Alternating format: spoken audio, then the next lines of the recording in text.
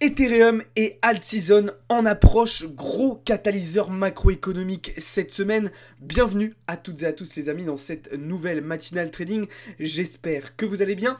Juste avant de commencer, comme d'habitude, je vous invite à vous abonner si ce n'est pas encore déjà fait et à nous rejoindre dans le serveur Discord. Vous avez tous les liens dans la bio et dans la description. Allez, c'est parti, on va commencer tout de suite en rentrant dans le vif du sujet et en commençant comme d'habitude par les actualités du jour. La première qui concerne à nouveau Donald Trump qui s'exprime énormément au sujet des crypto-monnaies en ce moment. Comme vous l'avez vu dans les précédentes vidéos, il a annoncé récemment s'engager officiellement à libérer Ross Ulbricht, donc le fondateur de Silk Road, s'il est élu président. Alors ça fait partie d'un certain nombre de déclarations plutôt pro-crypto que Donald Trump lance depuis plusieurs jours maintenant. Alors là, celle-ci n'est pas forcément directement positive pour l'écosystème en général, mais on voit bien que Donald Trump souhaite se faire bonne presse, souhaite avoir bonne presse auprès de l'écosystème crypto. On continue tout de suite avec une deuxième actualité qui concerne cette fois-ci tout particulièrement Bitcoin et deux pays dont on parle énormément en ce moment, le Salvador et l'Argentine avec son nouveau président Javier Milei, deux pays qui ont actuellement entamé des discussions à propos de Bitcoin et qui pourraient envisager très sérieusement de former une alliance centrée justement sur Bitcoin dans les prochains mois. Alors évidemment, on pourrait aussi envisager que d'autres pays rejoignent cette alliance d'ici quelques mois, voire quelques années. En tout cas, on pourrait observer très prochainement de premières transactions commerciales entre les deux pays. On sait donc que le Salvador a déjà accepté officiellement Bitcoin il y a à peu près 3 ans maintenant. Et si vous voulez mon avis, eh bien l'un des éléments, l'un des catalyseurs de ce bull run sur le marché crypto passera aussi par l'adoption de Bitcoin par un nouveau pays. Alors dites-moi dans les commentaires ce que vous en pensez. Selon vous, quel sera le prochain pays à adopter officiellement Bitcoin? Est-ce que ce sera effectivement l'Argentine ou un autre pays? Je vous invite à me dire ce que vous en pensez. En tout cas, c'est quelque chose que l'on va surveiller très attentivement. On continue avec Bitcoin, cette fois-ci non pas vis-à-vis des États, mais vis-à-vis d'une entreprise, MicroStrategy. Alors beaucoup de gens disent que Michael Saylor est totalement fou, que MicroStrategy fait n'importe quoi. Force est de constater que leur investissement et leur conviction sur Bitcoin a fonctionné puisque depuis 2020, le cours de l'action a augmenté de plus de 1100%, là où la hausse du Nasdaq n'a été que de 56%.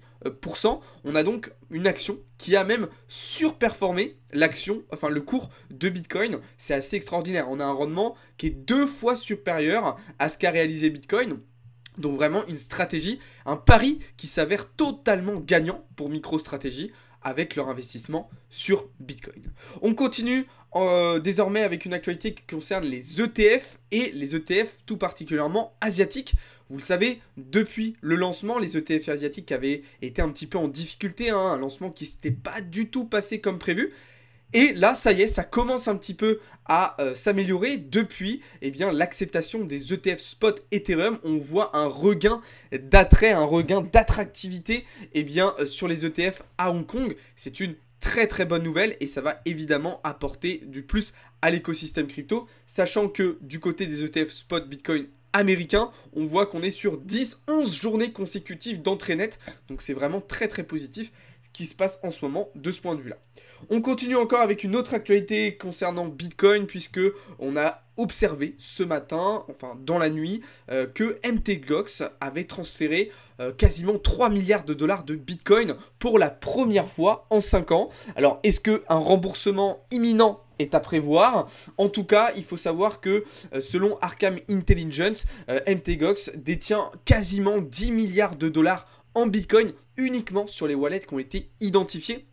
Donc peut-être qu'en réalité, il y en a même encore plus que ça. En tout cas, on observe quand même depuis plusieurs semaines maintenant pas mal de gros portefeuilles, alors certains connus, d'autres pas, qui font des mouvements de liquidité assez conséquents avec du Bitcoin, avec de l'Ethereum. C'est quelque chose qui n'est pas du tout anodin et qu'il faut absolument surveiller.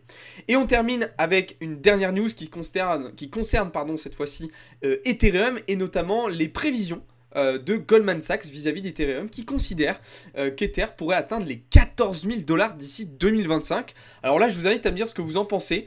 dans les commentaires de suite. Est-ce que vous êtes d'accord ou pas d'accord avec ces estimations-là? Personnellement, je trouve que c'est des targets un petit peu optimistes. D'accord? Moi, je visais plutôt entre 10 et 12 000 dollars. Mais c'est vrai que les 14 000, c'est pas non plus totalement irréalisable. Donc, je vous invite à me dire ce que vous en pensez. En tout cas, Goldman Sachs qui est visiblement très très bullish sur le cours d'Ethereum. Et ça me permet de faire une transition parfaite avec le sujet principal de cette vidéo. Ethereum and Altseason incoming. Alors, effectivement, Bitcoin est aussi intéressant en ce moment. D'ailleurs, je vous avais partagé un scénario très précis hier matin sur le cours de BTC, scénario qui se réalise à merveille. Je vous invite donc, si vous m'avez suivi, à sécuriser votre position avec un TP partiel et un SLABE, d'accord? Mais c'est vrai que la crypto sur laquelle on a tous nos yeux rivés en ce moment, eh bien, c'est Ethereum. Pourquoi? Eh bien, parce qu'en weekly, Ethereum a réintégré une structure, une zone de polarité particulièrement importante et particulièrement intéressante. Et c'est vraiment très bullish, selon moi, ce que nous fait Ethereum ici. Évidemment, attention à ne pas crier victoire trop vite, mais ça peut nous permettre d'avoir un petit peu plus de confiance sur les semaines et les mois à venir, sur le cours d'Ethereum qui reprend beaucoup de force face à BTC. Et d'ailleurs, on voit la dominance de BTC qui continue encore et encore de retracer. Et donc le scénario dont je vous avais parlé il y a quelques semaines maintenant, où je vous disais que c'était tout à fait possible d'avoir une phase de latéralisation sur Bitcoin qui allait se prolonger jusqu'à septembre, et que durant cette période, en fait, Ethereum allait en profiter justement pour driver le marché, concentrer les capitaux et emmener avec lui un certain nombre d'altcoins. Alors évidemment, il est encore un petit peu trop tôt pour le dire, mais c'est un scénario qui gagne de plus en plus en probabilité. Je vous invite à me dire ce que vous en pensez dans les commentaires. En tout cas, personnellement, du coup, je me concentre vraiment en termes de trading, en termes d'investissement sur Ethereum et sur les alts. Alors, sur Ether, attention, ok, on a quand même ce mouvement, cette impulsion haussière qui a été créée début de semaine dernière au moment des rumeurs justement d'acceptation qui pourrait être rééquilibré, qui pourrait être comblé, d'accord? C'est pas impossible qu'on ait un spike, un petit squeeze comme ça avant très très vite de repartir à la hausse.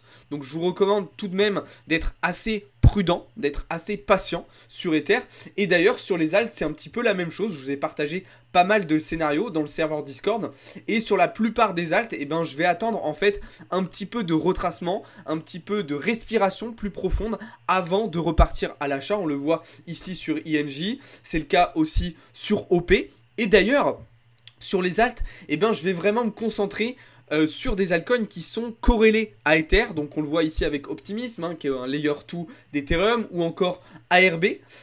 Donc je vais vraiment me concentrer dans un premier temps sur les alts qui vont être proches d'Ethereum d'un point de vue fondamental, d'un point de vue technologique, d'un point de vue narratif, avant d'aller voir un petit peu ce qui se passe sur les autres altcoins. D'ailleurs, sur les autres alts, il y a des choses qui ne sont pas forcément à court terme très très rassurante. Par exemple, le fait que Solana soit rejeté sur ce niveau de polarité, ça me fait dire qu'on pourrait peut-être, je dis bien peut-être, revenir respirer un petit peu plus profondément sur les 150 $, voire même en direction des 135 $ si on ne repasse pas rapidement au-dessus de cette résistance. Bien évidemment, je vous tiendrai au courant de tout cela dans le serveur Discord comme d'habitude.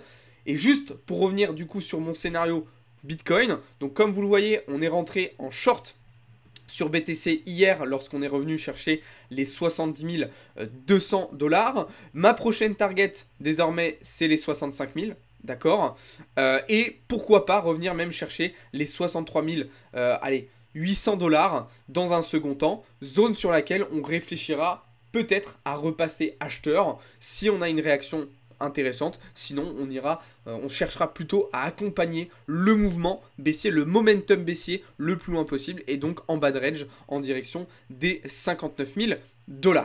Voilà un petit peu ce que je pouvais vous dire du côté du marché crypto, les amis. On va désormais pouvoir passer du côté des marchés financiers traditionnels, à commencer par le dollar qui continue de retracer, comme vous le voyez ici en 4 heures.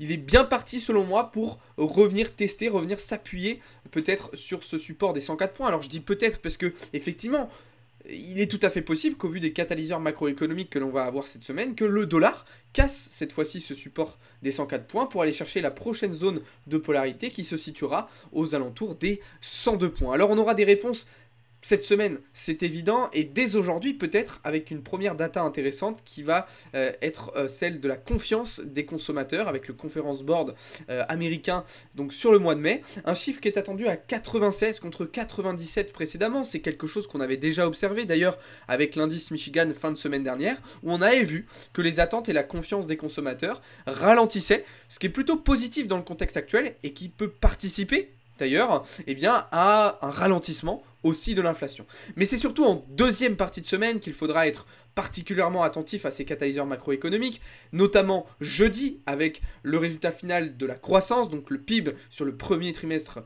2024 aux États-Unis, et vendredi avec les chiffres de l'inflation, d'accord, donc les chiffres PCE aux États-Unis, indice des prix à la consommation des ménages. Au-delà de ça, au-delà de ce qui se passe actuellement sur le dollar et d'un point de vue macroéconomique, en termes de prise de position, je suis toujours à la vente, je travaille toujours euro-USD à la vente. Alors on est revenu sur mes prix d'entrée ce matin. Il faut savoir que c'est une position sur laquelle j'avais déjà pris 2 TP, donc j'ai maintenant une taille de position qui est réduite, d'accord, mais je n'ai pas fait de renforcement de position malgré qu'on soit revenu sur mon prix d'entrée. Je surveille l'USD JPY pour de la vente, mais je ne suis pas encore rentré. J'attends une structure de retournement qui se mette en place, ce qui n'est pas le cas encore pour le moment. Et je regarde l'USD CAD, peut-être cette fois-ci plutôt pour aller chercher de l'achat, d'accord, une fois qu'on sera venu swept ce niveau-là. Donc voilà un petit peu ce que je pouvais vous dire sur le Forex. Du côté des indices, je continue de travailler le Dow Jones à la vente. Pour moi, on va vraiment au moins revenir chercher les 38 600 points. Pardon. Là, on a le Dow Jones qui est complètement en phase de latéralisation. Hein. Depuis vendredi, il s'est vraiment calmé. J'ai aussi ma position à la vente sur le S&P 500 sur laquelle je suis rentré hier matin. Mais alors pour le moment, je n'ai pas du tout la réaction que j'attendais. D'accord, donc c'est pas grave, ça fait partie du jeu. Des fois, on ne rentre pas toujours au meilleur moment. On va suivre le plan, pardon, et puis on verra ce qu'il se passera. Mais je reste convaincu qu'on pourrait avoir un petit peu de respiration au cours de la semaine sur le S&P. Par contre, le Nasdaq, je n'y touche pas, il est toujours aussi bullish, bien porté à nouveau par les secteurs de la tech, hein, les big tech, et on repense notamment aux résultats extraordinaires qu'NVIDIA a publiés la semaine dernière qui ont évidemment participé à cela. Du côté européen, pas grand chose de nouveau, le FTSE qui continue sa tendance baissière et qui devrait selon moi au moins venir récupérer le niveau des 8200 points. Le CAC, lui, qui est toujours dans une phase de latéralisation depuis fin février. On est toujours dans ce range, donc pour le moment, je n'y touche pas.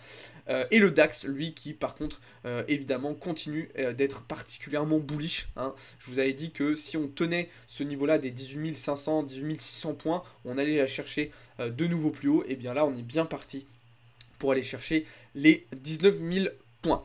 On termine avec un petit point sur les matières premières. Je vous rappelle qu'on était re-rentré à l'achat sur le gold. Ça avait très très bien démarré. Là, on est en train de respirer un petit peu. Moi, je reste convaincu qu'on devrait aller chercher au moins le niveau des 2400 points avant peut-être un petit peu de retracement, même si on a une target finale qui se situe à 2450 points. Ça dépendra évidemment aussi beaucoup de ce que va faire le dollar sur cette fin de semaine. Et puis ça dépend aussi énormément du contexte géopolitique qu'il y a actuellement au Moyen-Orient. Du côté du pétrole, c'est lié aussi un petit peu à ce qui se passe au Moyen-Orient. J'attendais une déviation un petit peu plus profonde dans cette zone d'OTE pour aller chercher de l'achat. Ce n'est pas le cas. Finalement, on a réintégré très très rapidement la structure. Mais attention, tant qu'on ne casse pas ce niveau-là, je pense qu'on devrait rester dans cette phase un petit peu d'entre-deux, d'incertitude. Et tant qu'on n'a pas une réelle sortie haussière ou baissière de ces niveaux, je ne prends pas de position et je reste en observation. Voilà un petit peu ce que j'avais à vous dire, les amis. Le VIX qui est toujours au plus bas, toujours très peu de stress et très peu de volatilité actuellement sur les marchés. On se retrouve cet après-midi en live à partir de 15h15 pour suivre les annonces macro du jour et l'ouverture de Wall Street. Vous aurez rendez-vous aussi avec Théo à 18h pour les news de ce début de semaine et à 20h30 avec l'autre Théo pour un cours de trading pour les membres premium directement dans le serveur Discord.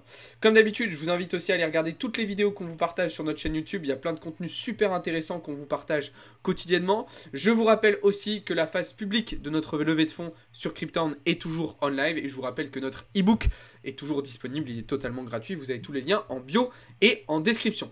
Si vous voulez aller un petit peu plus en profondeur parmi toutes les notions qu'on a pu aborder aujourd'hui, je vous invite à rejoindre le serveur Discord, c'est là-bas que tout se passe. Si jamais vous avez des questions, des retours, des remarques, quoi que ce soit, n'hésitez pas à le faire dans les commentaires.